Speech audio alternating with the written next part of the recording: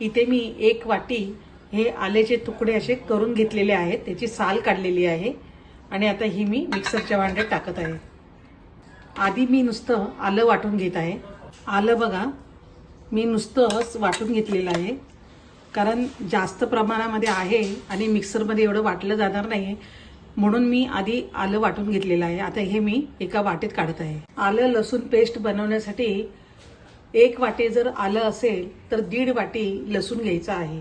त्याच्यासाठी इथे मी हे 1 वाटी लसूण घेतलेला आहे आणि अर्धी वाटी असं 1.5 वाटी मी लसूण घेत आहे। 1 वाटी आलं घेतलं होतं त्याच्यासाठी 1.5 वाटी। आता हे सुद्धा पाणी न टाकता मी वाटून घेत आहे। लसूण पण बघा मी असं पाणी न टाकता वाटून घेतलं आहे। आता लसूण वाटला आहे, त्याच्यामध्ये हे जे वाटलेलं आलं आहे ते सुद्धा टाकायचं आहे। हे जास्त प्रमाण होतं म्हणून मी 2 वेळा असं वाटून घेतलेलं आहे। जर तुमच्याकडे थोडंसं आलं लसूण असेल तर तुम्ही एका ह्याच्यात वाटू शकता। आले लसूणची जी पेस्ट आहे ती वर्षभर टिकण्यासाठी इथे मी 1 चमचा मीठ घेत आहे आणि 2 चमचे मी तेल टाकत आहे।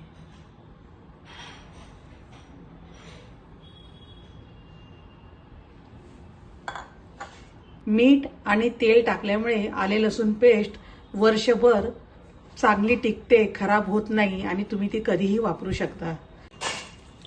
हे सर्व मिश्रण आता मिक्स करून मी मिक्सरमध्ये आता परत वाटून घेणार आहे। आले लसूण पेस्ट बघा मी मिक्सरमध्ये चांगली वाटून घेतली आहे आणि आता ही तयार झाली आहे। ही पेस्ट तुम्ही वर्षभर फ्रीजमध्ये ठेवून वापरू शकता। बाहेरून विकत आणण्यापेक्षा घरीच बघा अशी पटकन होणारी आहे आले लसूण पेस्ट। तुम्ही सुद्धा अशा प्रकारे घरच्या घरी आले लसूण पेस्ट तयार करू शकता। आता मी हे एका एअरटाईट कंटेनरमध्ये भरून ठेवत आहे।